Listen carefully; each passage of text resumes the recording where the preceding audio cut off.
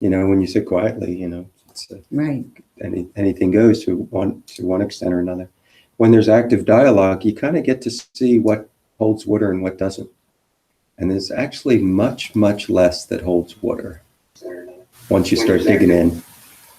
And I find that Jeff will enthusiastically explore any and all avenues that may not have the foundation we think it does. Certain belief systems, ways of looking and seeing. And then what I'm left with is, oh, okay, now what? I would call that a kind of more of an open space of going from, well, of course I know that, to, oh. Yeah, I didn't know that. I know very little. Yeah. And I'm okay with that. So that's just one little piece that's,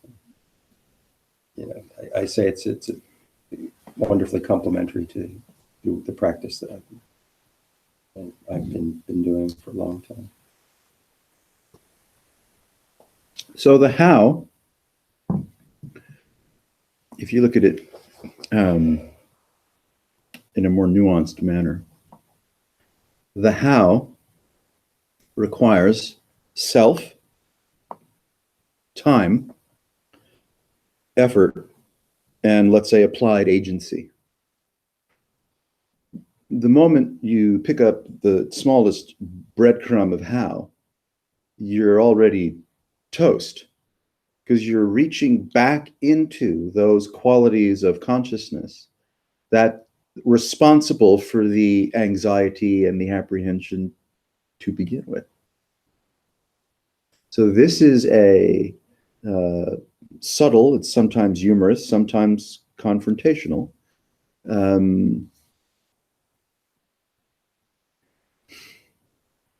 discontinuity of the habits of mind that reinforce the imagination of one's etheric identity.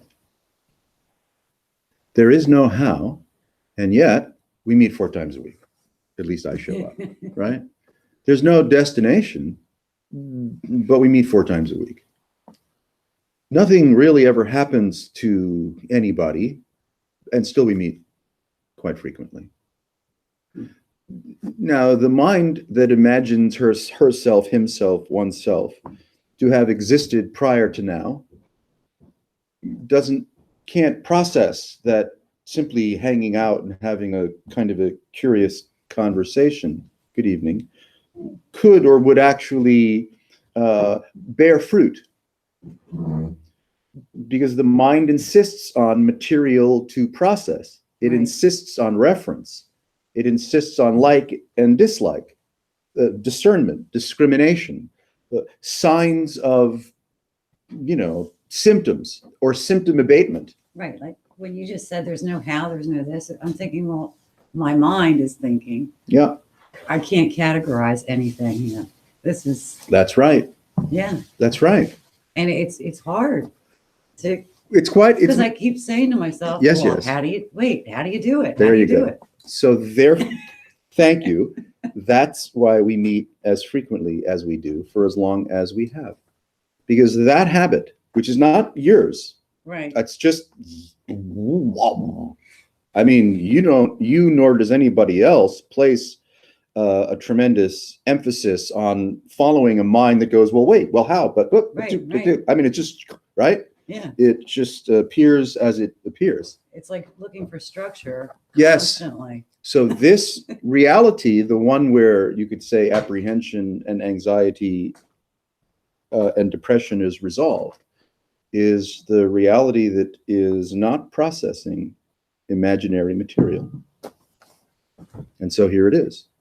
So our dance is to learn how to trust a kind of non-specific, you could say, a nonsensical approach to learning how to trust dare I say, the bliss field of present experience as you simply withdraw, again, not willfully, not effortfully, not through vows. You simply withdraw from the maniacal nature of imagination and learn what it feels like with great confidence, palpable, felt, you discover the nourishment of what this already is. That's how it works. Now, for some people, it's threatening.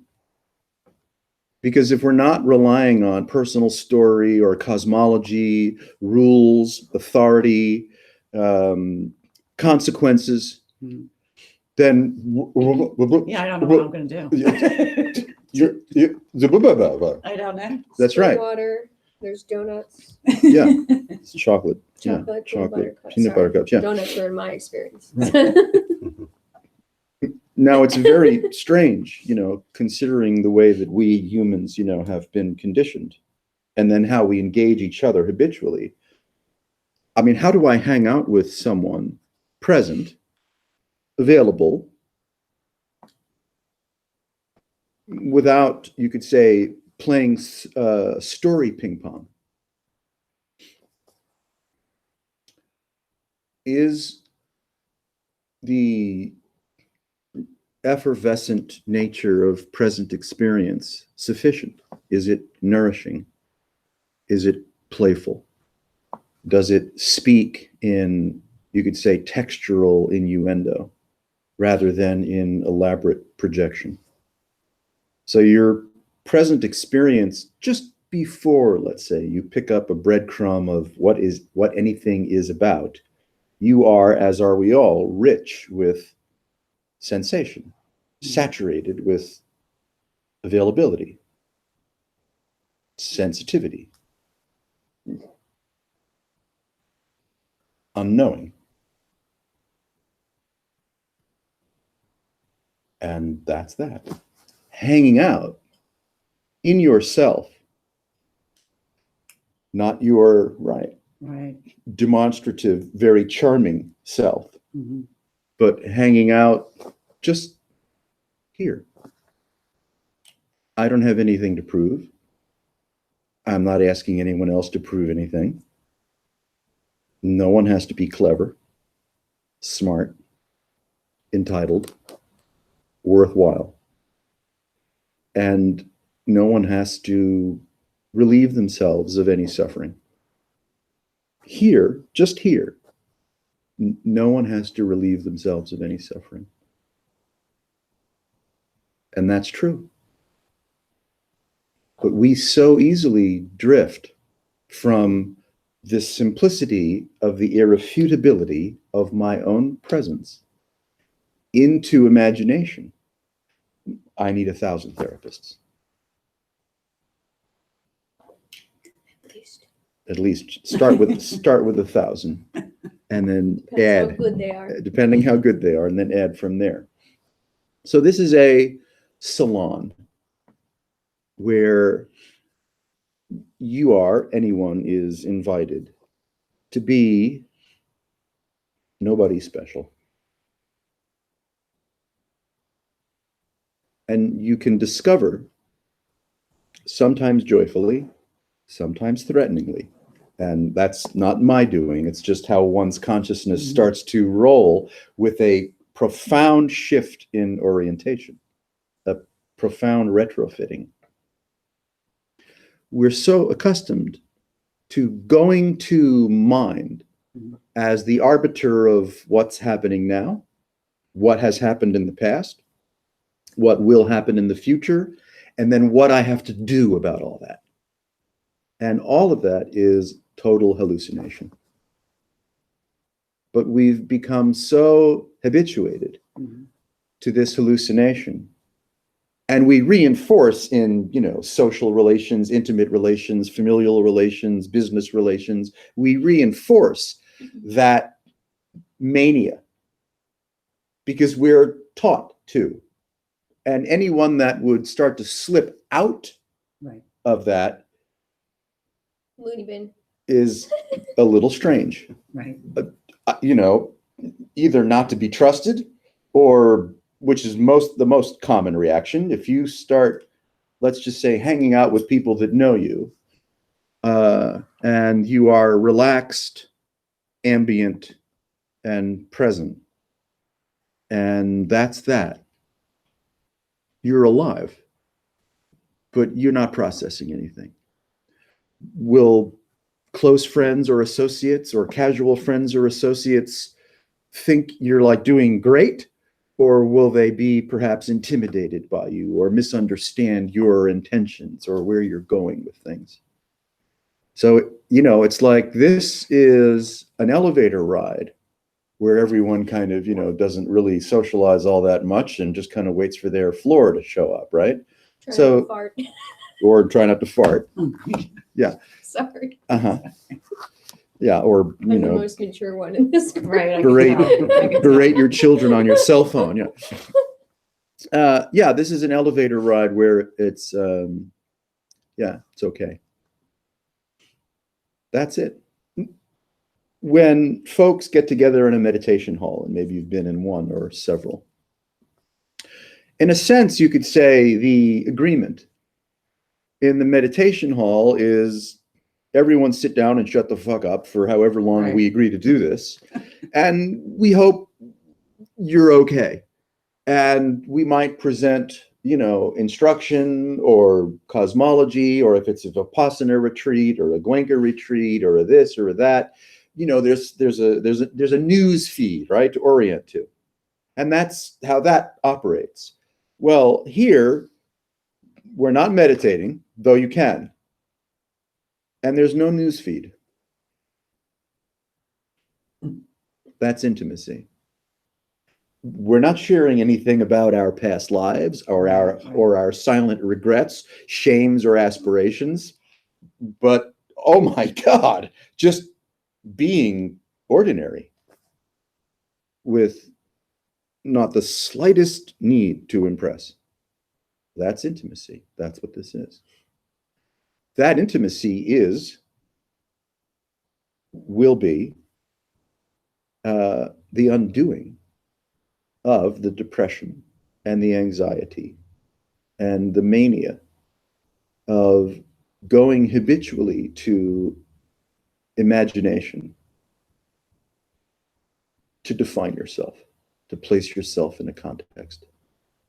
See, reality, what I mean by that is anybody's guess. Because if I start yabbering, or if one starts yabbering about reality, it's instant cosmology. It's a news feed. Like, let's leave it alone. Here it is. This is it. Right. Don't ask me what it is. I don't know. But if you listen to it, there's no demand. There's no validation. It's unadorned. So are you. Unadorned. Resting in that, learning how to rest in that, relieves us of the habit of exaggerated and afflicted association.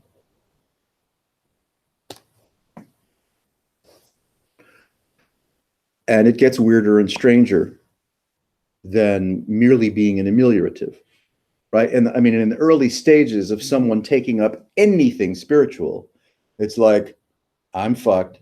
I could use a hand.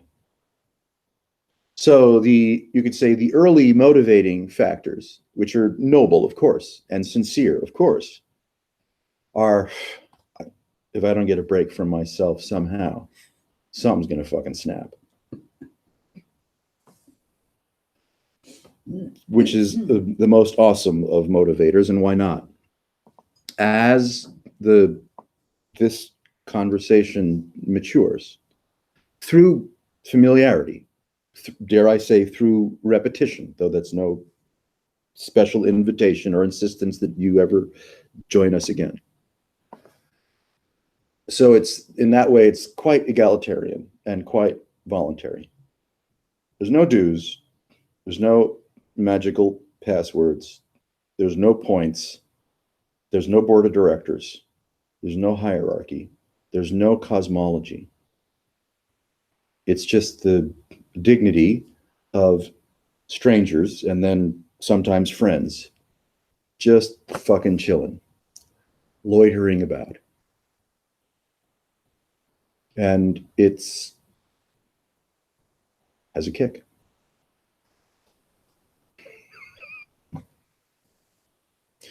Down the road a piece, as the principal motivators, which are ameliorative in nature, you could say, make a little traction.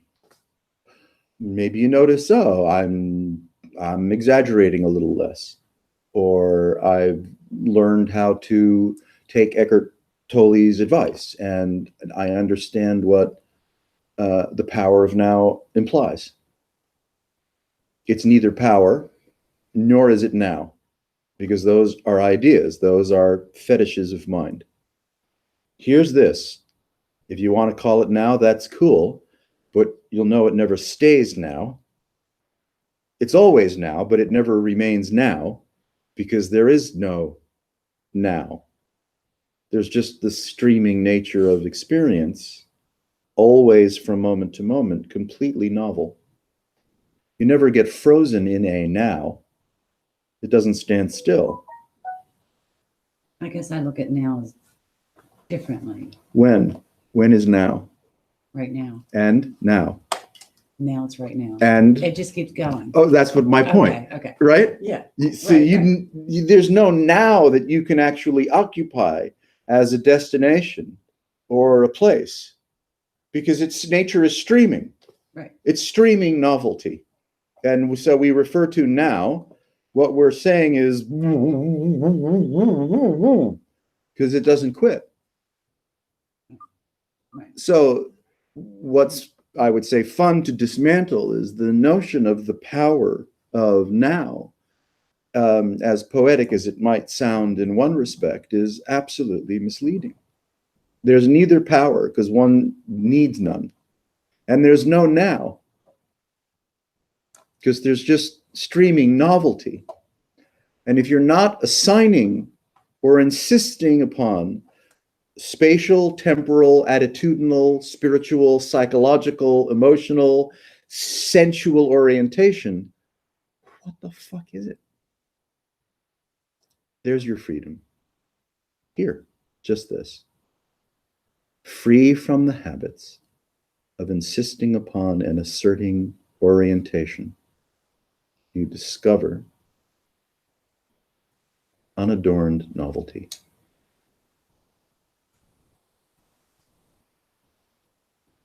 And some might refer to that, as it, let's say, gets under your skin a little bit. Realization, awakening. It's not important. None of those things are important, because anything that's referred to as realization or awakening or peak spiritual experiences, they don't mean anything. They have no value, except perhaps to draw attention to oneself and bilk other people of their attention and money. So this is egalitarian. No one has an advantage here. No one's prior spiritual experience amounts to doodly-doo, because there's only this streaming novelty, unadorned. Who could have an advantage? What claim could be made about it? None.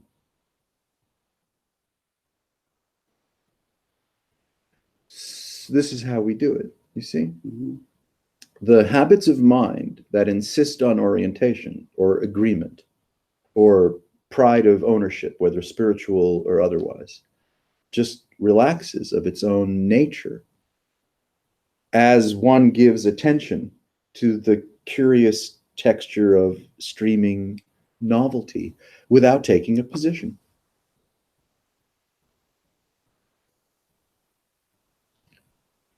You've arrived. And with attention being present and unadorned and not hell-bent on processing anything that's ever happened to you or trying to outwit what the future may bring. Here. Where's the anxiety? Where's the depression? They're only referential.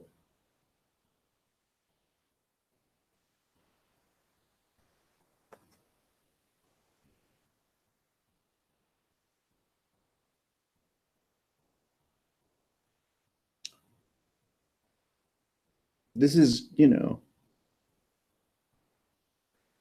one's doing. This is what reality might be if we pay it a certain quality of attention. If we follow the trajectory of conformist reality, whether science, physics, anthropology, sociology, 1,000 different religions, cults of many kinds, politicians, the nation state, the corporatocracy, ...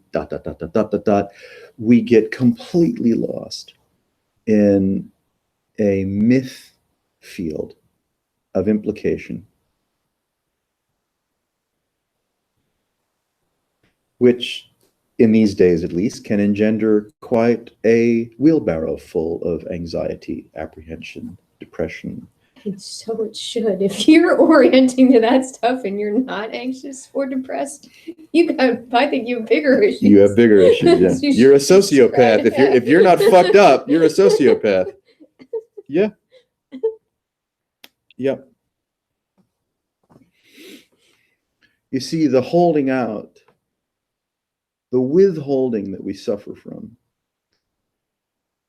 you could say is characterized by what's going to happen to me, or people I love, or pets I love, or my belongings, or my investments, right? My appearance, my health, 1,000 things, right, are at risk. So to the extent that we are self-admiring of our so-called belongings, we're in trouble because we're vulnerable. If we attempt to ameliorate that vulnerability, sometimes we're successful, sometimes not so much. I mean, maybe someone goes to church to deal with the vulnerability of living. Someone goes into a relationship that finds let's just hopefully a generous partner to ameliorate vulnerability. One commits themselves to their career path and, earnings, or, grooming, constant grooming in order to find the person who's going to get grooming in order to grooming. find, and groom. then the use of, Takes a long time to groom. use of substances, right? Or whatever, shopping, how many kinds of curious addictions there are in the marketplace. And then we could even include our commitment to recovery as part of that, because the addiction thing has tipped us a little bit too far, and we want some relief from our own compulsivity. So now we have our recovery community as part of our picture and imagination of self. So we're, looking for tribal affiliation, right? And security seeking unrelentingly. And we get trapped in the imagination of our imagination. I guess it just seems like, for me, or everyone actually, I don't understand why the mind is built like that. It's fucked up. Yep. And why would that be? Like, why would that be created to do such damage? When everything else is perfect, it functions, it keeps us going. And then yet you have that mind that's screwing you up every step of the way. It's interesting.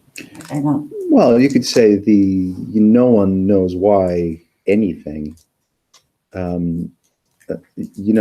Is our conversation this evening and the pleasure of our meeting each other just the downstream fruits of the Big Bang, or the Great Turtle, or the Father, Son, and the Holy Spirit, or Hashem, or Islam, or Buddha, or Krishna and Ram and Sita and Ganesh and on and on and on and on. This is a causal. This is a causal. It's also arbitrary. I mean, you could also say there's poetry and music and lyrics and all those things to some extent. You can use mind to create something. I mean, it's Yeah. all, not that either way is better or worse, but it's just kind of, It's a package deal. yeah, You know, well, what do they say, right? God It's gives you all-inclusive. lemons, all-inclusive package deal. make lemonade. I see the irritation increasing with the Or- level of Learn to sense like of self. lemons. What? Go ahead, sense of self. The stronger I build myself up as a person that's going from here to somewhere better, collecting again stories and ideas and thoughts and experiences, and then recounting them and trying to problem solve the parts that I don't like. I'm already off the rails in a sense, and culturally, not only is the self-reinforced, particularly in the West, particularly in the United States, heroes are exalted and elevated. What child doesn't want to be the superhero, right? So I think we're doing superhero and creating great levels of irritation on the backside of it, by actually investing, saying there's some truth in I'm screwed up and I need to do something to not be, versus what is this thing that evaluates an I that actually thinks it's grounded in knowing what that is and how it even comes to be, or where it should be going. And that's where I think, even as I sit quietly most of the time, it derails the cleverness of wanting to really deeply understand and know things, which leads to the same cycle of, you reach a place where it's like, oh, now I realize I know even less. And then there's some relief of that self that's just keeps coming back. When one goes to the, curious questions of why and how, where and what for, right? You immediately enter again a referential field of something meaning something, having to be the consequence of somebody's doing. Since I can't find the jerk that's responsible for my being so fucked up, I create God.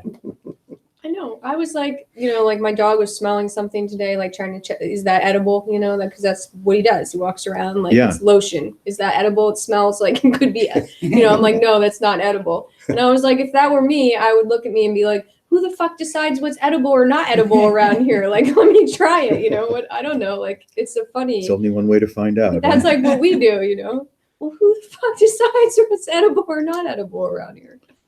Here's I don't know. here's a shockwave of incredulity, disbelief. No one knows what this is. If we respond to that gift by investing in knowledge and reference, causality, and creation, we simply reinforce superstition and myth.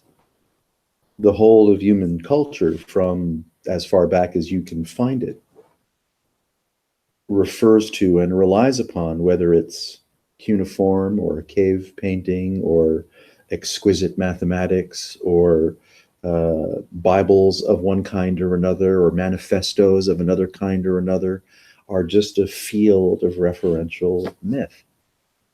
That includes the Ramayana and the Ashtavakra Gita and the Pali Canon and anything you can I guess I'm find. trying to figure out how one communicates without all those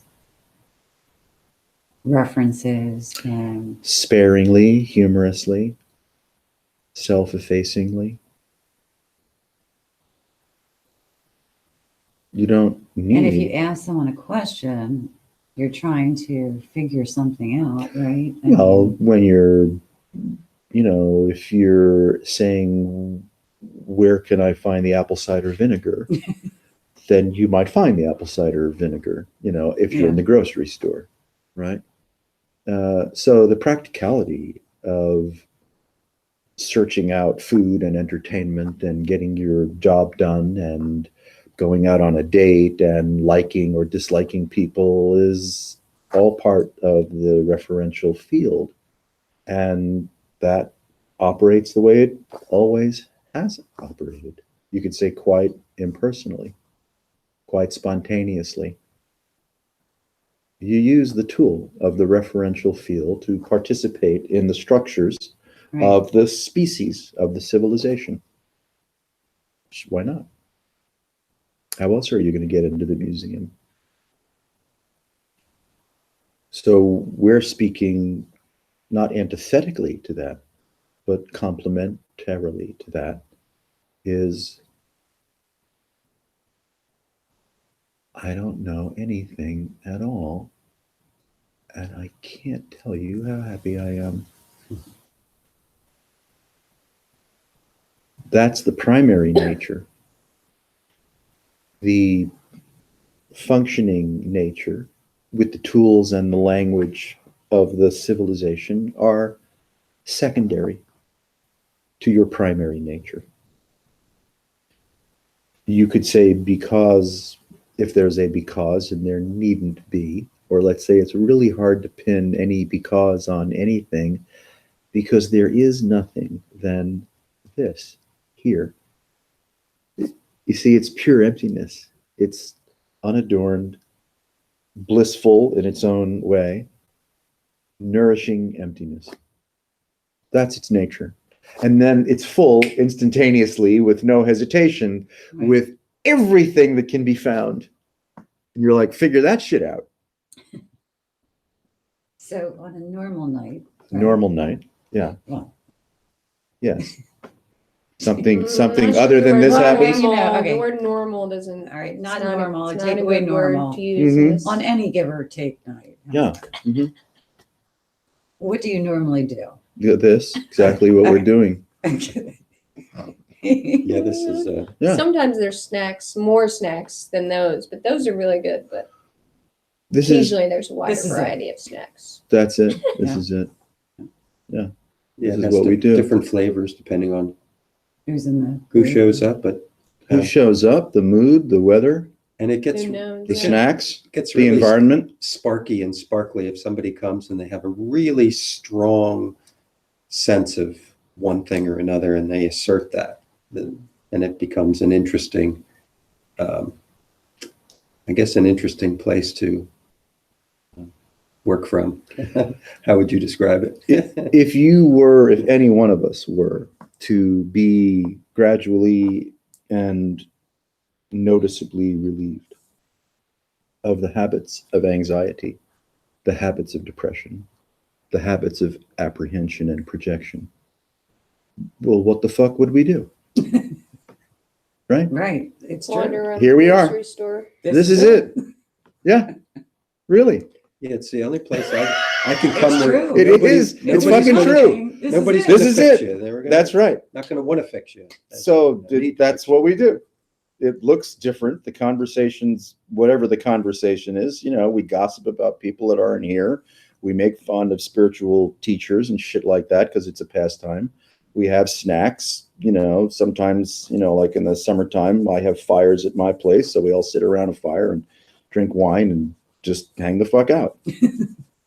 Sometimes, and as you could say, one's call it consciousness, the momentum, right? The momentum of referential consciousness it has legs. It doesn't go down easily most often. Mm. And so waves occur in that sometimes you're like, I didn't know I could be this chill. I didn't do anything to get this chill. I mean, it's like that effortless. Like, Mhm. holy shit. I'm not even meditating and I'm high as a kite. And sometimes some gnarly shit will come in, because you could say like a snake molts its skin. We're playing around, and not casually, mind you. This can appear to be very casual, and in many respects, it's purely casual. In other respects, be warned. Elements in one's psyche that is very accommodating to apprehension and depression and anxiety and micromanagement will not necessarily go down without a fight. Oh, I know. Yeah. Okay. So by simply creating and soliciting, encouraging, cultivating a space of nobody special, we can be nourished by that with having no vector, because reality is vectorless. So we may as well join in along the way, because we are made of so many ingrained tension and association patterns. As the tapestry, right? This tapestry starts to relax.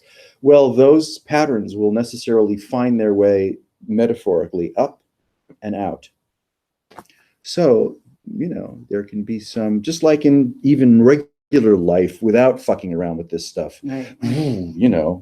Yeah. So this kind of conversation, you could say call it a conscious, call it a deliberate return to the ease of loitering, can trigger and will sometimes elicit, a little bit of a healing crisis. But life does anyway. Yeah, so it's not special in that regard.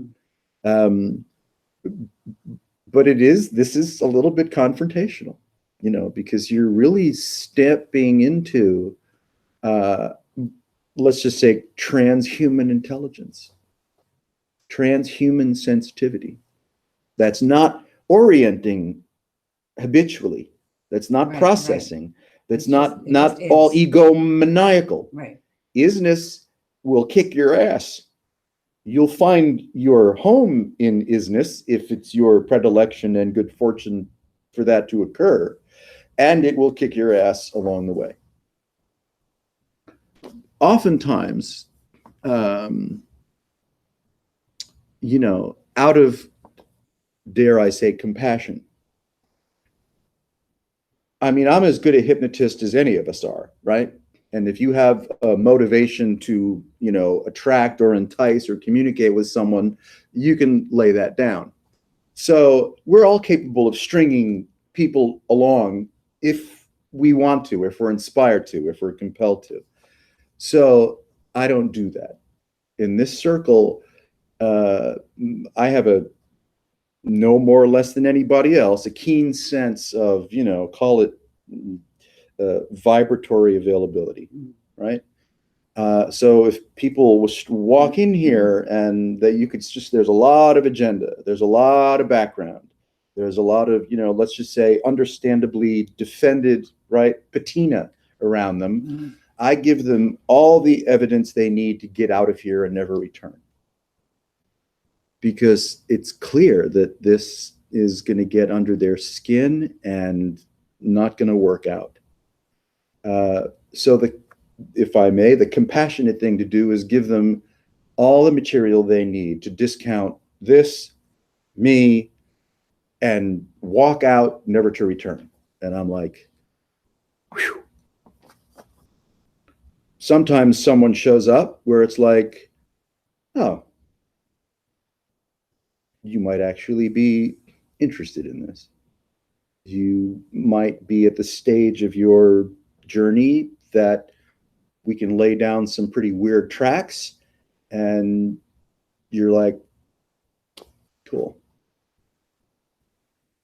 This yogic approach, which is, perennial and global, the Gnostic approach, is everywhere. It's underneath the skin of the demonstrative aspects of the religion, of the demonstrative aspects of the Buddhism, of the yoga class, of the this, of the that.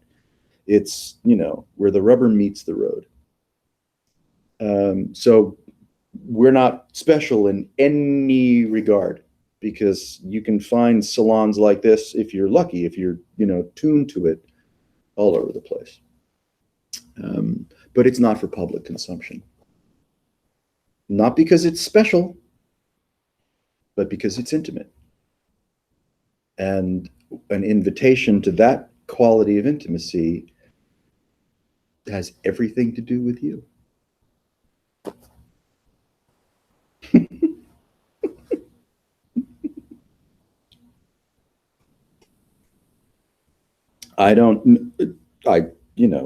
The three of us have been doing this for quite some time.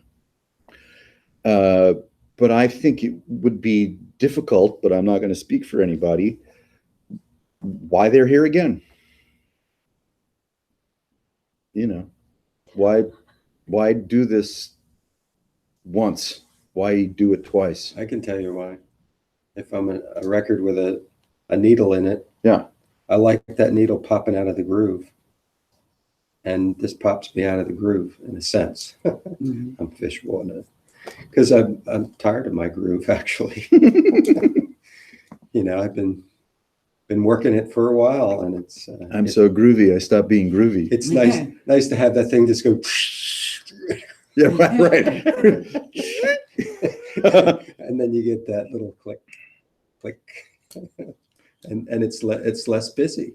Yeah. I'm not searching for something like I might often do. I'm not trying to figure something out, and even if I am, it's just it pops out of the groove here. This is our contemporary approach to, let's just say, the tribal fire. In communities or cultures that were not overwhelmed by creature comforts and the stresses of the so-called modern life. The communities would gather, frequently, ritually, whether to share tobacco or stories or the fire or song or drumming, and simply be nourished under the stars by each other's company, and find, wholeness there, find transcendence there, find visions and gifts from the animals, from the elders, from the plants. So there was a dialogue, right, Mhm. of the throbbing beauty of life celebrated every day. And in our culture, hard to find, If at all. if at all. So this thing that we do is aboriginal. It's just a tribal warmth. And instead of making it about, story and recovery and suffering and all the stuff that we're all Right. quite capable of diving into, we just put that over here and loiter without it. And we're nourished by our own experience and the company of others that are, you could say, relaxing and willing to be undefended, authentic, and with nothing to prove.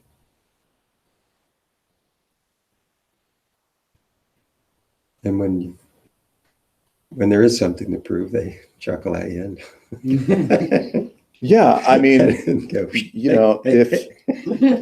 if one is feeling a strong, impulse of something to Right. prove, the stage is yours. Prove away. or if We're like, I'm, or it's for a me, talent if, show. Dealing with some level of psychological pain, I might get goofy, like puns and looking for the silly edge, in something. And that can be okay sometimes, but at others, it's I don't know what you call it. There's a In lot. the groove.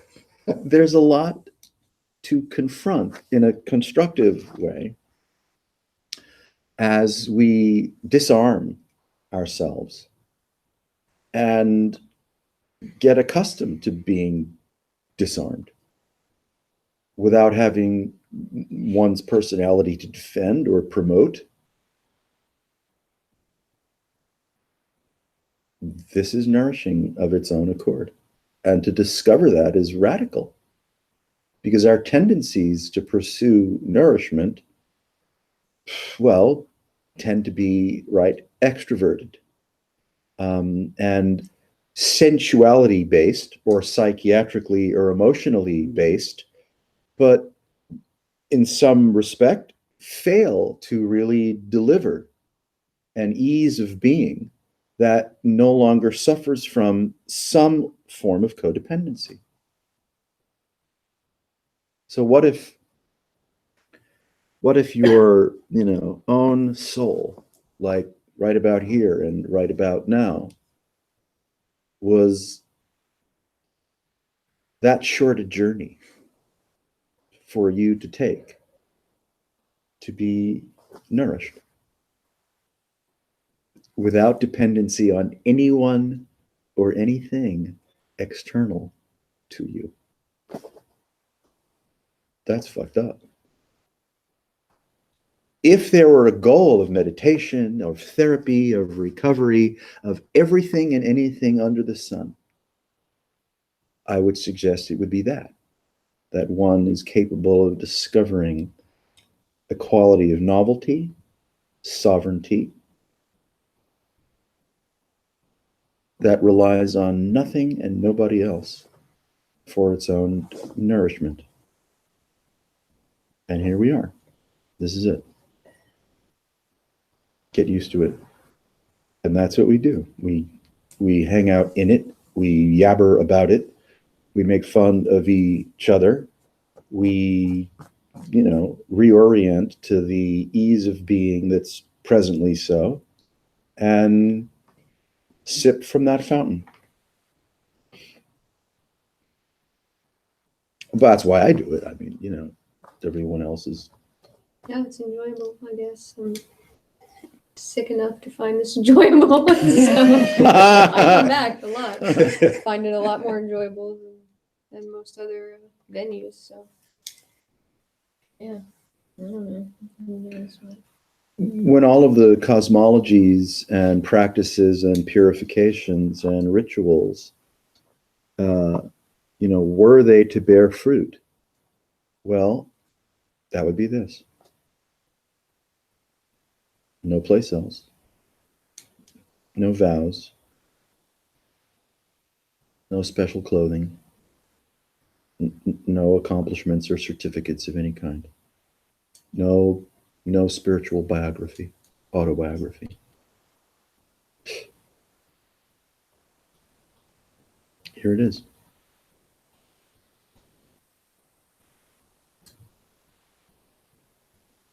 And it comes with chocolate.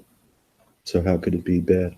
Is that dark chocolate? It is dark chocolate with peanut It's butter. really Yeah, good. I'm Can ready you to- eat all the Yeah. chocolate There off you the go. peanut butter I and then have eat the sinus peanut pain, butter? but I That's- think There you go. if it's dark, the dark side can be helpful sometimes.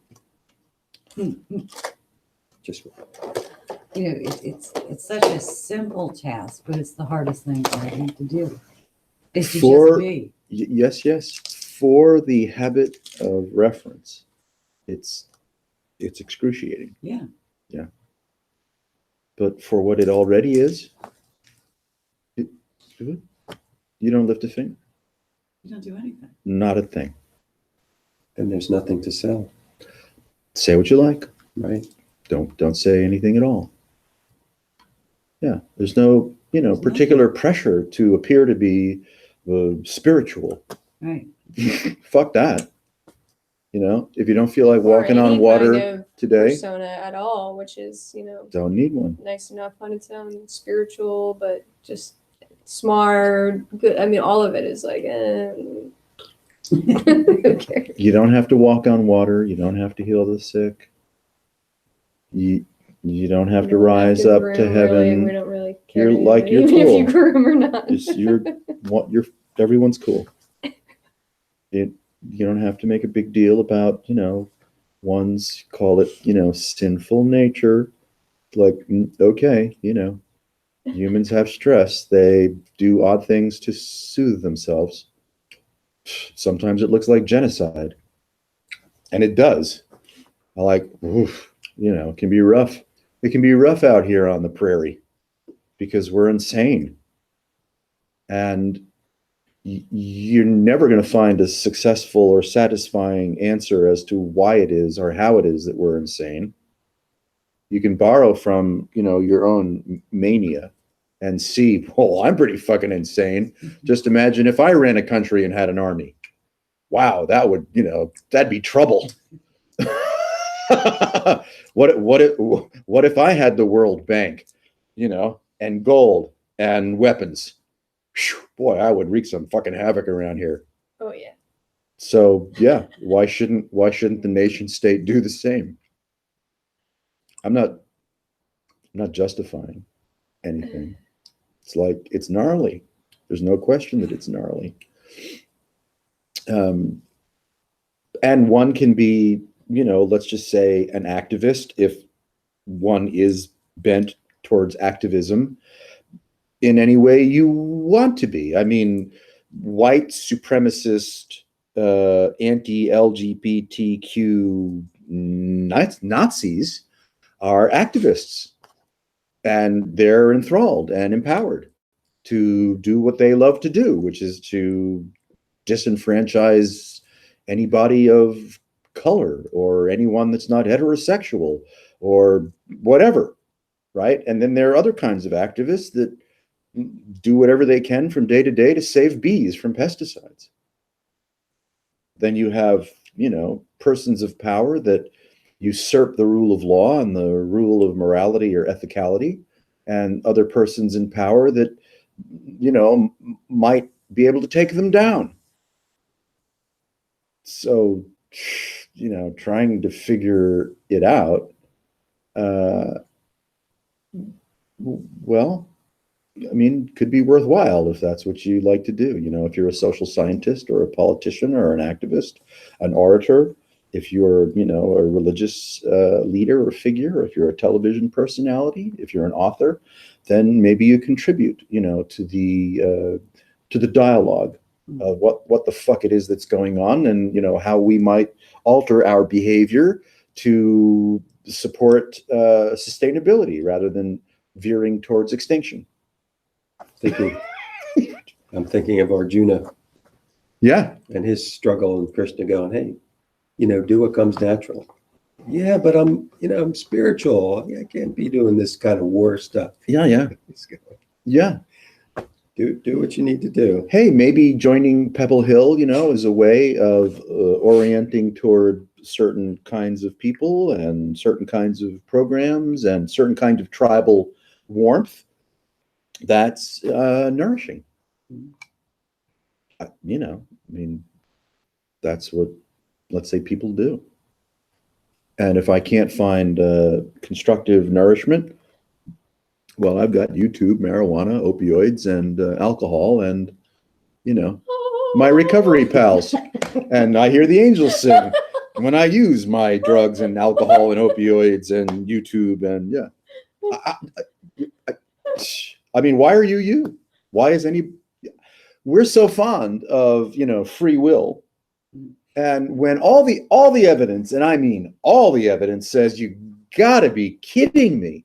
But despite all the evidence, we still insist from day to day, morning till night, immediately upon waking, that I'm in charge, that I have decisions to make, that my happiness depends on me, what I believe and what I choose to believe. And none of that's true at all, ever. And yet, try to convince someone that's convinced otherwise, and you cannot. So this is a little bit, strange. If one is resting in exactly what this is, with nothing to prove, where's your free will?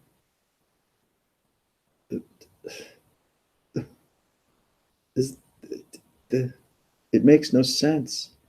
It doesn't function. the myth of free will, and or the myth, let's say, of predestiny. In order for them to get any legs at all, they have to go back into the reference field, back into the orientation field of self, to then decide whether I'm either just a pawn of predestiny or I am the, manifest destiny from moment to moment of what I believe and choose to do. Just leave it alone. Put it down. So if there's a strong, you could say, motivation of self-pride, this ease of being is hard to come to.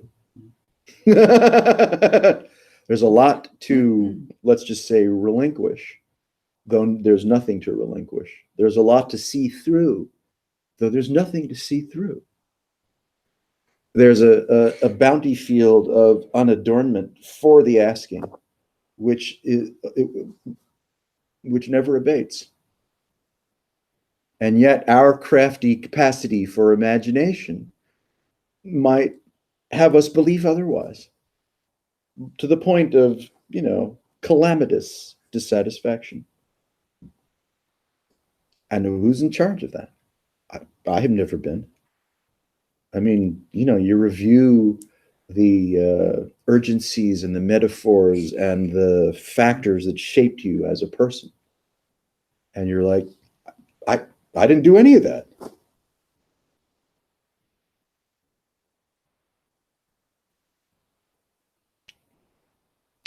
Pride of ownership is lovely, and if it's too deep, if pride of ownership is too deep, too prideful, well, it's calamitous, it's afflictive, and no one's in a position to, let's just say, evaluate somebody else's pride of ownership.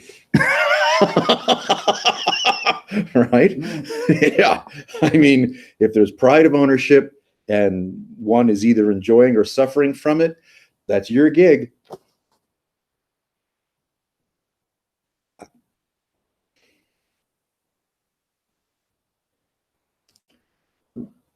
We're neither justifying anything nor refusing anything.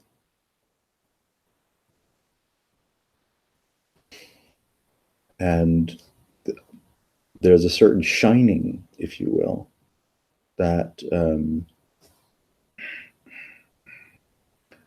you can feel it, you can hear it, it's palpable, it's somatic.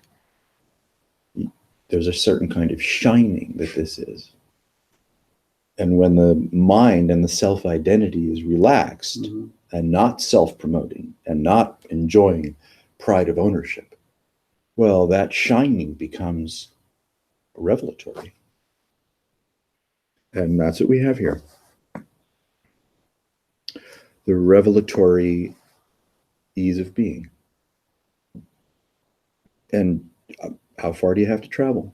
Not too far. What do you have to do? Nothing. It's that easy? Not so easy. Yeah, that's true. Because we're predisposed to Constant. searching, and longing. Yeah. Now, it sounds easy, but it's not. Yes. So a conversation like this one, which is, not that frequent, not that rare,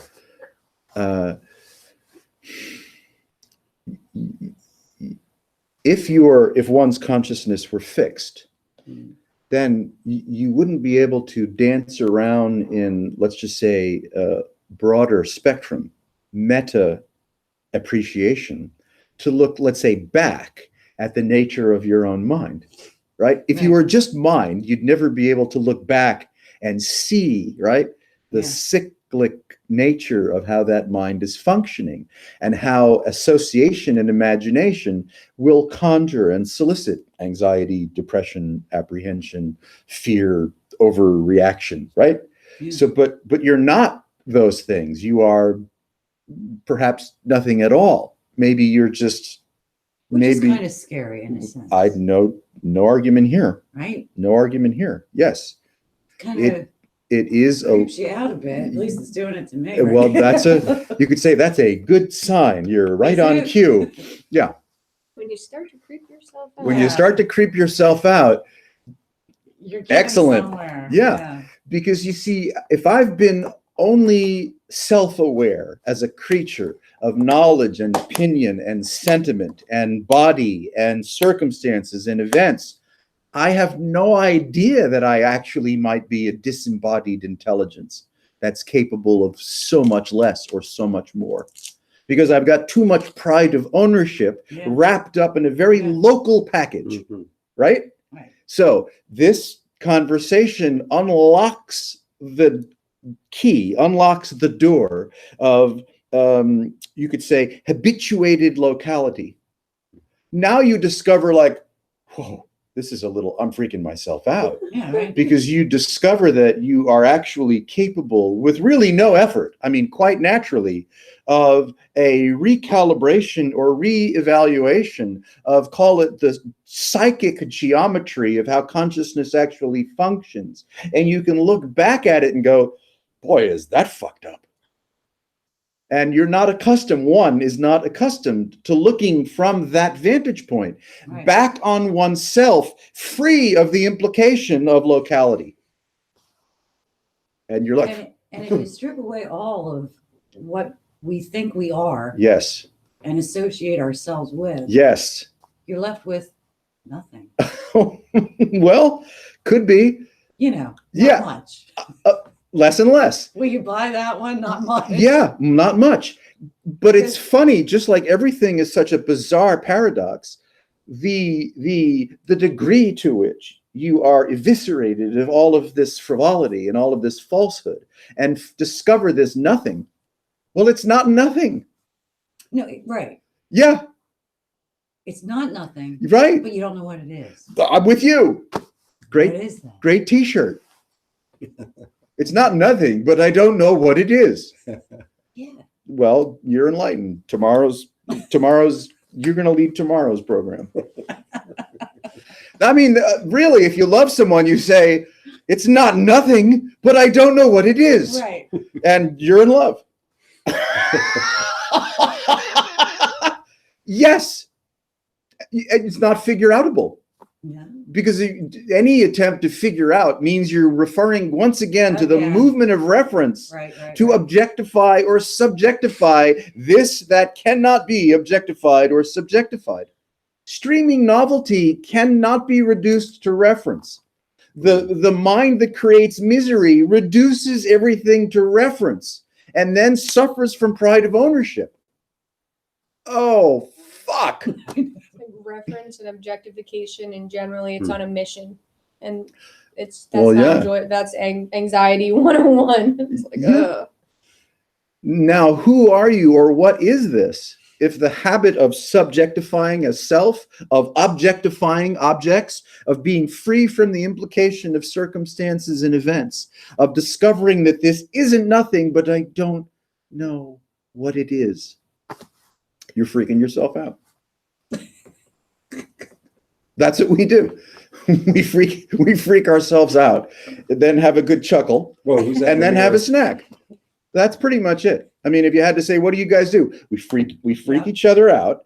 We laugh about it or cry, whatever And needs you to eat this happen. chocolate. And then you have a snack. Yeah. What the fuck else is there to do? Right. Nothing. I mean, you can go bowling, but it's pretty much the same thing. Look at that the other day. That is crazy. So what did you guys do at that meeting? Don't ask. I know, I it's don't so know. funny. Yeah, what was the? What'd you talk about? Yeah, What? yeah. Can you summarize? I said, No. it's For 7 years, this meeting has been going on several times a week, with a small And undulation.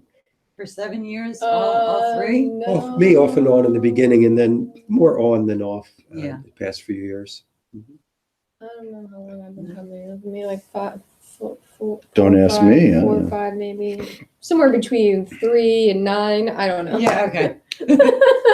Dave and I knew each other through Pebble Hill and meditation circles on Sunday morning and Tuesday evening. So then I began taking the risk to have this kind of conversation. And, Dave was at that first meeting. Jim Thorson, yeah, was And Jim happened to Thorson be was around at that there first meeting. outside in a Yeah. circle. And And I had no idea what I was going to do. I'm fucking clueless. So yeah, and it had a different, you could say, emphasis or patina then, as all of us, myself of course included, were discovering how this might look, how it might work, how it might feel, how it would be reinforced, how it would unfold and be nourished by simply the willingness to try again. And I can't take any credit for any of that. All I did was show up and, left the rest of it to this that is nothing. what's interesting is there's not a whole lot of folks that realize that their collection is not as precious as they think it is. And what I mean by that is the teacher that comes and they have all these predispositions to say, if you follow this, you will go from here to here. And if Jeff happens to be at that meeting, he might raise his hand and go. And then all of a sudden you find out if that teacher is really attached to the preciousness of his system of belief and imparting it to others, or if it's really has a richness in presence without such a strong sense of the value of my collection and the value of a self imparting things to those that come, Buddhism is hell-bent on using the carrot of some ultimate, thing to keep everyone trapped and hypnotized by Buddhism. Yeah. So so Buddhism is not about this, which is the present freedom of consciousness from any implication. That's what this is. No, Buddhism is all concerned about Buddhism. I think all of them are like that. They're all like that. Yeah.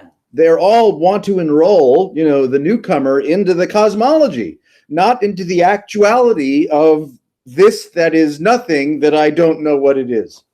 So, you could say for whatever strange reason, by virtue of my training and suffering and repeat, who knows? We got somehow was able to, let's say, break free to some degree from my own self-entrapping habits and discovered what it might feel like and look like to emphasize the liberation rather than the means to it. Why fuck around with means if it's already exactly what it is? Right. And occasionally, like this evening, someone new shows up and doesn't have a problem with that. He was okay. There's a bunch of people that have run out of this room before we even got this One time far. we thought the guy might actually even call the cops a little, Why? a little bit concerned. Yeah, he just got all flustered. If the one you're thinking about was the father, Yeah. he had a super strong sense of importance around being a father with a child and exploring some of these avenues, going into places that we've been exploring was just not a place he was not even a little bit wanting to go. And he was fighting back. And then he realized, I think I'm in the wrong place. I'm going to go. Or something like Can I that. ask what you were exploring that he felt? Do you remember? What I you think were it was exploring? his Kids. strong sense of self as father and the angst and struggle about being a good or not good father was being challenged. That reference point was being, what would you call it? My reading of him that evening, if we're speaking about the same event, Yeah. was a gentleman that was unfortunately starting to flirt with bipolar behavior. And his wife was concerned. And this was perhaps an early stage before he was, let's say, officially diagnosed or may have even sought meaningful medical or Right, therapeutic right. intervention. So she was, this is from what he was sharing with us, which was, lovely for him to do. He was upset because she was beginning to behave in a protectionist way around the kids, because he was starting to flirt with some really trippy conspiratorial and other kinds of, stuff, which is wonderfully fun if you're into that. But if you're in a marriage and it's not in control, and you're beginning to frighten your spouse and the children, there's obviously going to be some stress. So, it was, let's just say it was appropriate that evening to give him just enough material so that he could leave the room, because this is not for someone in that phase of, instability or psychiatric care. Yeah. Well, that's a shame. But the world is full of us. Oh, I know. Yeah, and even in that case, he knew what he needed, and this is I call this strong medicine. And this medicine, someone could come here and become very unsettled, as if it's too much medicine, if they're not predisposed to and willing to go certain places. And you're unapologetic about this is what we do. The first advice is run. Run, fuckers. Run, fuckers, run. Yeah, forest, run, run, fuckers, run is appropriate. That's the first healthy advice. Run. Run. Okay. Absolutely. If it's not your time to run, if for some reason you're meant to walk in, hang out, and imbibe whatever is here, well, that's on you.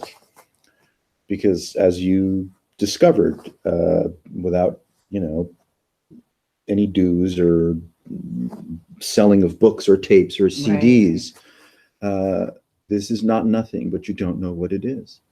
And as you start to encounter that, your, call it consciousness, if there were one, goes out a few electron orbits beyond the perimeters that you or any of us are accustomed to.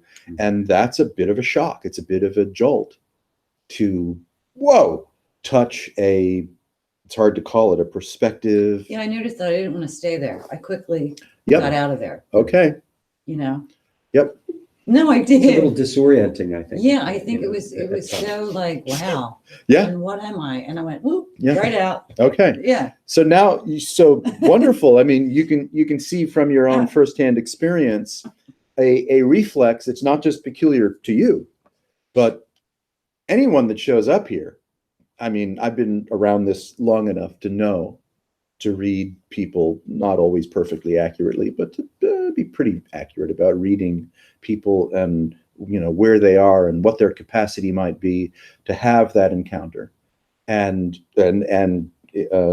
integrate or imbibe or not be completely freaked out by that encounter and find it, let's just say, compelling enough, mirthful enough that you might be willing to, take some baby steps toward that cliff again. Because that's what we're doing. We're walking toward a cliff that won't hurt you. It will annihilate you, but it won't hurt you. And sometimes, admittedly, I'll come and I'll stay present. I push back. Yeah. I don't want to go there. Yeah, And I push back, and then I'm okay. But if I don't honor my humanness, then I'm disoriented because I'm not really in touch. Sometimes pushing back is what I need to do. Absolutely. Yeah. But not consistently. People that come in consistently, then it's like, well, why are you here? Yeah. Yeah.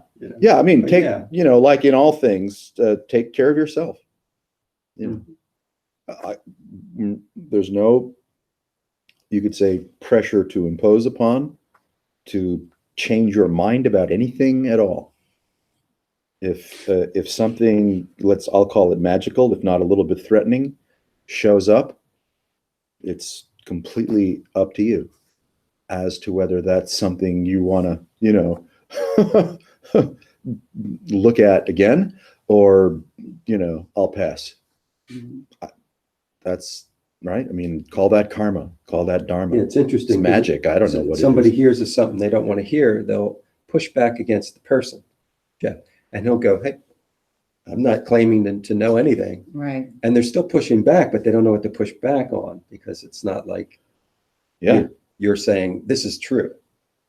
It's just exploring a place that's untethered from the usual, Right. Right. Yeah. the usual frame I of haven't sorts. I have an entertaining spiritual autobiography, but it means nothing. I'm made more a failure than anything else. So, who am I kidding? This isn't about me. I may be the most, verbal when it comes to, playing around the conversation and responding to things, but it's not about me. Your discovery of whatever that was has nothing to do with me. Consciousness, were there anything, is, let's say, a lot more malleable and creative and mirthful than we let on. And if anxiety or apprehension or frustration in life motivates us to explore a little further, you might find some gifts that have been sitting there in the perimeter of your own experience that you hadn't noticed. Then if they reveal themselves to you, then you make the call. Will I take advantage of those gifts? Or will I back off? And any decision you make now you could change a nanosecond from now. So there's no committing to who you think you are or what it is you're going to do about anything. This is just revelatory. And being revelatory, it also, you could say, has the capacity to erase, right, the complexity and the conviction of one's pride of ownership. Right. Yeah. Yeah. So you get used to it. You're like, wow, pride of ownership. Yeah, boy, I've gotten as much as I can get out of that. I think I'm like, I'm about to try something new. Let's try something new because pride of ownership's not fucking working for me. And I don't need to continue to invest in pride of ownership and pride of ownership. Maybe there's something else out there. Maybe there's another, hint or texture or divination that I might have a relationship with. It could be profoundly instructive, completely beyond one's, let's just say, imaginary expectations. And that's the nature of erasure. Here this is.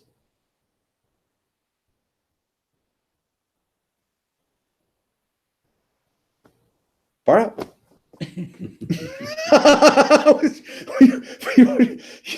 You got nothing. Got nothing. You got nothing. Nothing. You got nothing to quarrel with and nothing to prove and nothing to be afraid of, really. But as you can see, I can see how learning to peel back the onion, right? Get all. yes, Once I get used to that, yes, all these things that happen to me Yeah. in my mind right, throughout my day, yeah, I think I would have more control over saying, just kind I'll of clearing it. yes, and it's better than all that. Really, it is. I don't know if I can stay in that. Well, Are you able to stay there? there is no such thing. Okay, because You see, just right. So let me help dismantle some of this, right? First of all, you're relying upon, the logistics of how you feel about things, whether emotionally, psychiatrically, or sensually. And you, like any of us, have found a fair share of displeasure Right. with a mind that creates afflictive scenarios. So you're still the meat, and the meat's like not quite happy. So the meat wants to find a switch or a means of relief from afflictive experience and then so-called remain, right? Mhm. Understood. I get it. Now, if you look a little more carefully at that expectation or hope or frustration, you'll see that it's all oriented around reference of self, dependent upon prior sensuality that was displeasurable, and then what to do about yourself in the future, right? Right. Because you want to suffer less in your future. Right.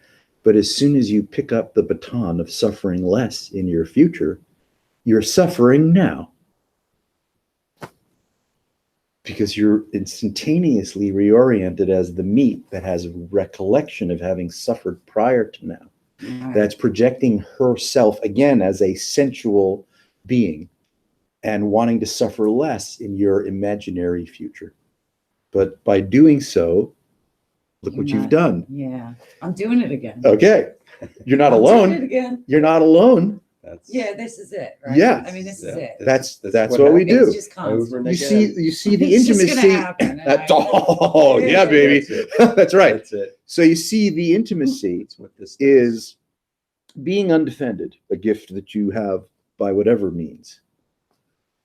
You can say, whoa, look at all the curious, mirthful, but perhaps from time to time unpleasurable or displeasurable ways I reinforce the imagination of afflictive prior experience being something I want to avoid in my imaginary future. Right. And by doing that in the so-called present, you're miserable.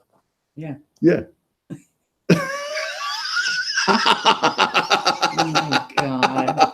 See how easy it is? Yeah. Yeah. Yeah. Now, once again, I didn't answer the question about who designed it this way Right now, that's because fine. I don't know. Yeah, I know. So I didn't want to, volunteer. Well, because of, Yeah, Prakriti yeah. and Parausha Hushamalaga and Stegosauruses.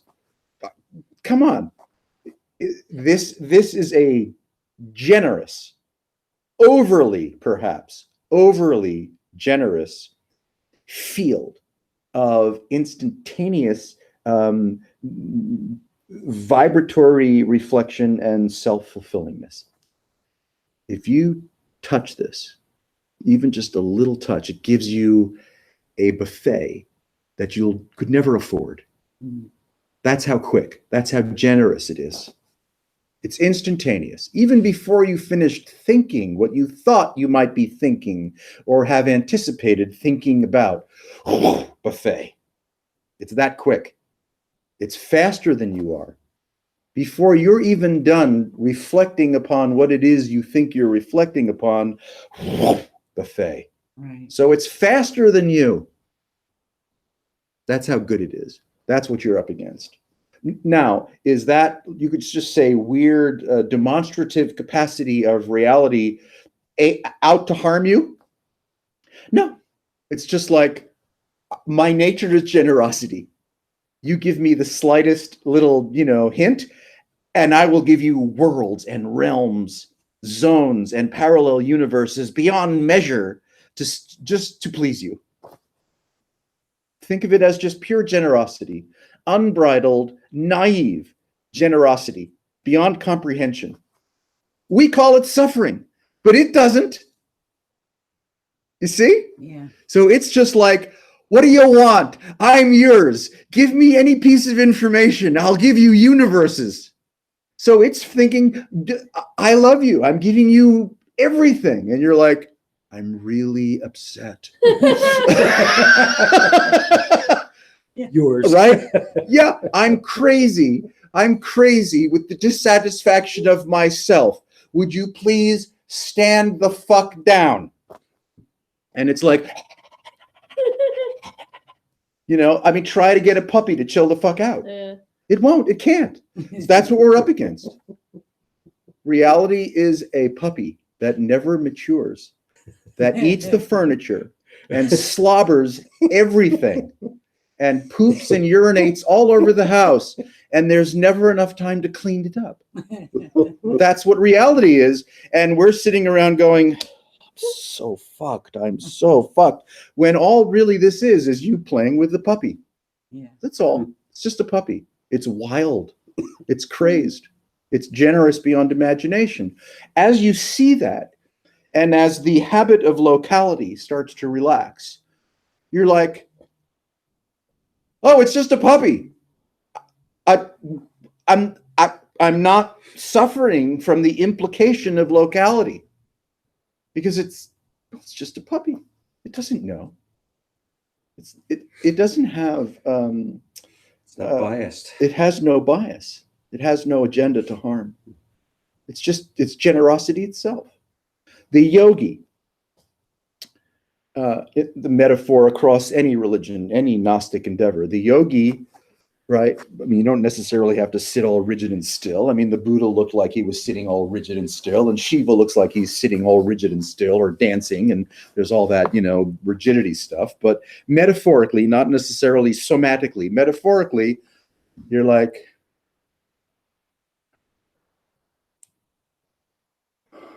I'm not going to touch this. You don't touch it. You don't. You learn how. That you don't have to make a big effort not to touch it. It's not as difficult as it first appears to be.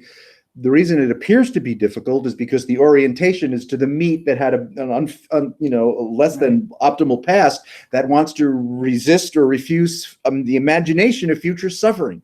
So from that point of view, it's not difficult. It's impossible because you're up against a puppy, and the puppy is inexhaustible.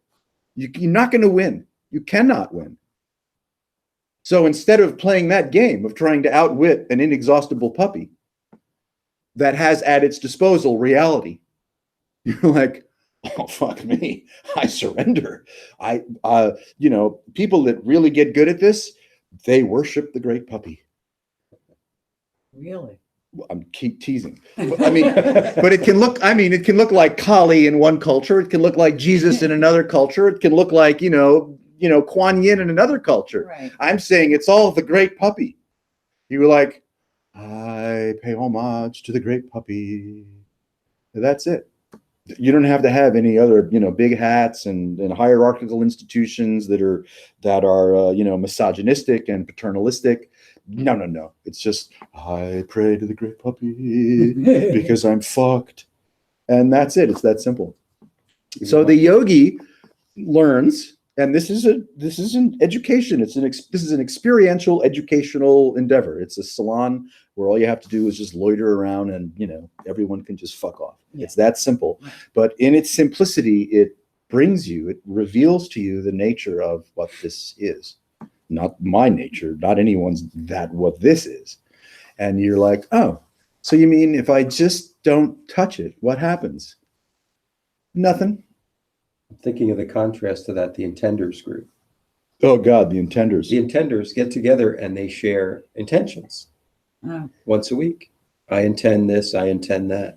And I remember Jeff showed up once or twice and he said, I have no intentions, but I'm grateful to be here. And it's like not touching the puppy. Don't touch the puppy. Yet life really still goes on. I got tired of hearing myself. What did the intentioners think of that?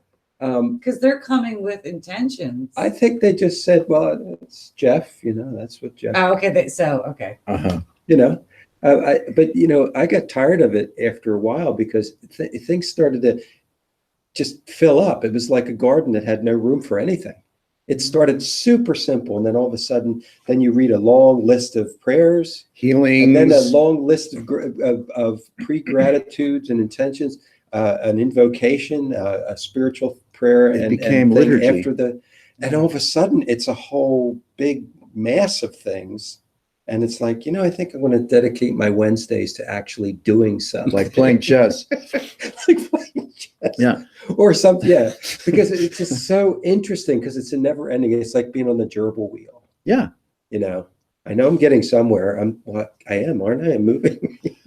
So the liturgical predilection that we have, as was evidenced by a group that started simple and then became egomaniacally super saturated with ritual. So one's mind is doing the same thing. Right, you see how quickly and easily the orientation is to meet self, memory, sensuality, regret, sorrow, depression, and now there's all this reaction. And the reaction is, trying to figure out how to ameliorate future suffering. But you can see what's happened is, Yeah. right? You're toast. You're back in fantasy. You're sipping again from, etheric implication. So we simply, let's say, just call BS, when that happens, not to insult or intimidate anyone, Right. just to like, ha ha ha, ha ha ha, ha ha ha. And you, let's just say, get better at, this is not about, being behaviorally, right, adroit. Because again, that's the meat, trying to figure out how to survive, Right. gracefully in a community of weirdos. Like, no, not necessary. Don't get good at this. Last thing, don't get good at this. This isn't anything. Getting good at it is, again, that's a behavioral strategy, right? Not necessary. Here it is. It's empty as can be. It's generous as can be. If you touch it, it will give you a buffet. Not touching it is a subtle relationship. It's not a vow, right? Right. It's not a commitment of any kind. It's not even vigilance, really. It's just absolute ease. And there's another angle that I see myself doing. Yes. I can't help it sometimes, like all of us, we touch it. And then the drama unfolds and a certain amount of suffering unfolds with it. And then there's something that can look at it and smile, or something that's not oriented towards the thing that keeps happening now and then. And that doesn't need me to touch or not touch it, but it allows me to see that this is what happens. Like a trampoline, or a pebble, you impress yourself upon it, and it reflects back whatever it is that you want to impress upon it. Like life sucks or life is grand, and or wouldn't it be nice if, or that or the other thing, to seeing how I don't have to be compelled to keep doing that. That to me is, I don't know if, again, the self just reappeared and it's improving now. Oh yeah. Do you see how quickly? And I noticed that in I tend this to kind of notice it. dynamic. It's like the mind now, the clever mind is now looking at ways of orienting to that which needs no orientation. Yeah, that's right. So it's Fuck kind of you. fun to dance with it, like and That's why the puppy thing is good, because it's like if you are like, you take your behavior, oh, I'm just like a puppy, it instantly is like cleaned. You're not like trying to, for the most part, make a puppy like, you're just like, oh, it's a puppy, it's crazy. Sometimes it barks at things. Like if a deer goes by, it can be aggressive and it can be playful and it can throw up all over everything and poop. It's just like, Sounds like me. yeah, it's like, what? Okay, so then you can move on. That's right. You don't have to, spend as much in the realm of trying to fix or whatever. You're just like, okay, puppy, moving on. What else is here? Not Mhm. The not habit, in that realm. the habit to process whatever experience might be, which instantly conjures oneself in a referential relationship. A referential relationship is secondhand. It's unsatisfactory. As the habit to venture once again into referential relationship relaxes, and you're just here, not special, nothing to process. That elicits, you could say, an unearned joy.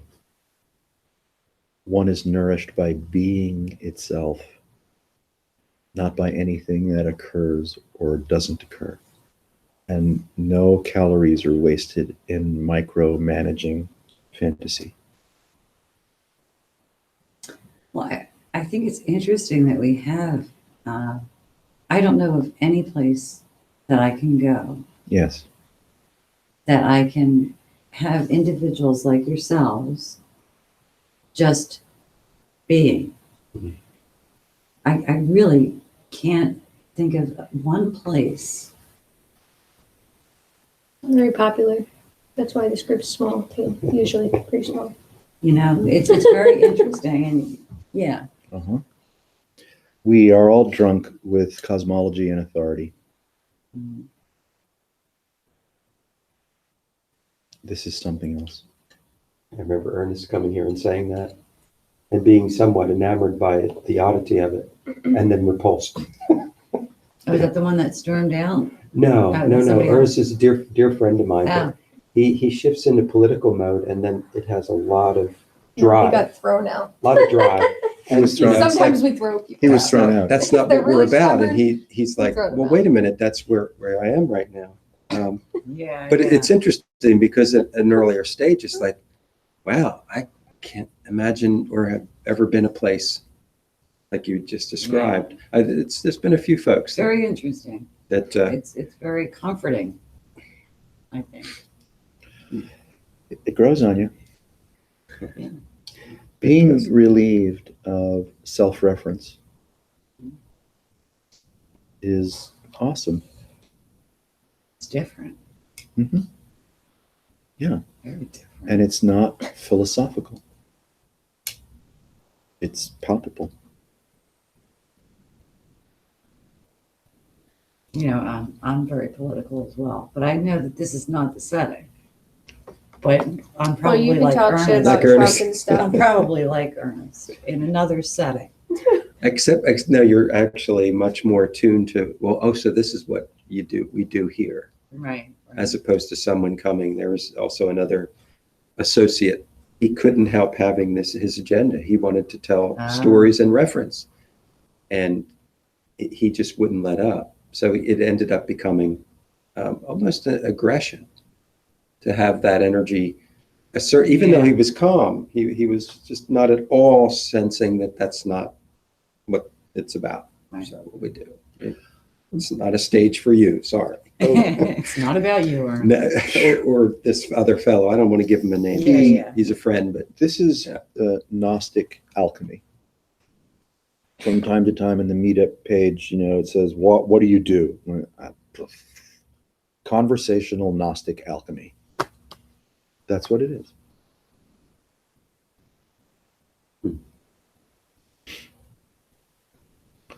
Just, tribal members under the stars, hanging out by the fire, being nobody special. I just got this cool image of open hands holding this ball of light. And as soon as it's enamored by it, like, oh, isn't that cool? It's just like, Yeah. where'd it go? But then as soon as you relax and let go, it starts to get bright. You know? Yeah, Show itself. it's a demonstrative radiant field, and our tendency is to clasp or grasp or reject. And once again, if anything arises in us as an impulse that responds to this radiant field, then it becomes something else, even faster than that. So it's quite a trick without being rigid in one's consciousness. Sometimes, Vipassana retreats and other tools, they rely on, I would say, superficial rigidity. You don't need to practice superficial rigidity in the midst of a radiant field, a generous radiant field. There's no rigidity. Fall asleep, fall over, go for a walk, have a piece of chocolate. There's no point in, 40 minutes on walking meditation, 40 minutes sitting meditation, 40 minutes walking, 40 minutes sitting, instruction, chanting until 9:30 at night, as a superficial form of sensory deprivation and imposed rigidity, imposed ritual. That can be useful. I mean, if someone is really Absolutely. crazed, Yes. building up a certain kind of contemplative chops has its use. But this doesn't require it. It's like, I'm no good. I'm okay with that.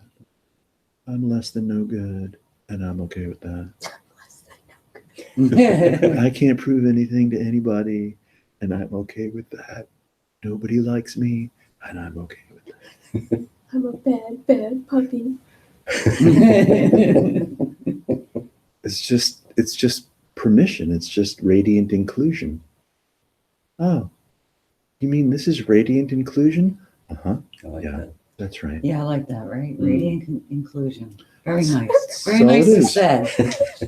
Sometimes, like any chimpanzee, I pull a good one out of the You pot. did good. You did good. Everyone likes that radiant thing. Yeah, I know. Plagiarized.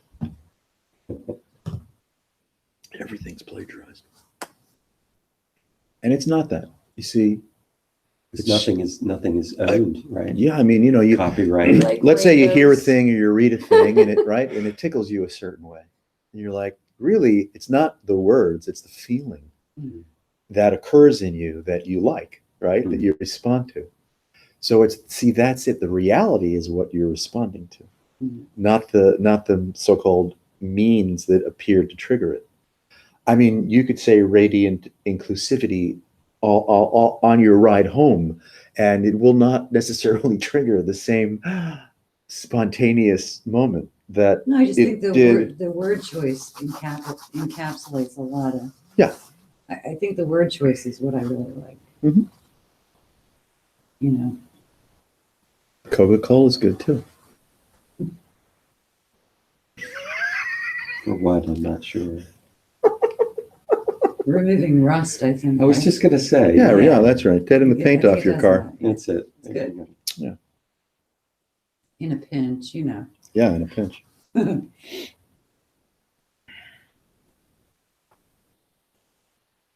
Well, that's that. That's what we do. You got the whole thing. We didn't withhold anything. Yeah. This was really on, you might say. Hey, since I was a preteen, I like getting high. I still like getting high. I just figured out some creative ways to do it. Fewer side effects. I remember as a teen, I would get high, and then I got a paranoid high. Oh yeah, I like those too. No, no, no. That was it for We're me. sick of Yeah, that was it, right? That You did it. I couldn't was like, barrel through the paranoia, I will- could you? No. I was like, that's it. I will never do that again, and I never did it again. Well, Uh-huh. All right. Well, Although I was in a car with a whole bunch of, Mm. smoke and inhaling. paranoid my paranoid Once stoners. you have a paranoid, you go right into paranoid. At least I did. Yeah, yeah. Yeah, well, you Oh need a my friend. gosh. If you're gonna go paranoid, Oh, it's good to have a that's friend. Is it as bad as we think? It's Oh my worse. God, it's horrible. oh Uh-huh. boy. Yeah. That's true. Yep. No, that didn't happen with me. And as a teen, Oh, we adapted. The cops were really easygoing back then too. yeah, they were. Super easygoing. Smoke bellowing out of the windows. It's like, We're on our way to a concert, man. Yeah. Way to go. By the time I got to my error, they were like, "What are you doing? Sitting down? Fuck you. That's a fine." That's right. I'm just sitting I'm here. sitting in a park-like environment. It's loitering. What? Yeah. boy, You're under yeah. arrest. You're at least getting a fine. And drinking and driving, they would just tell you, go home. Yeah, they take the beer and say, Right? Look, come on. You got to get home. you shouldn't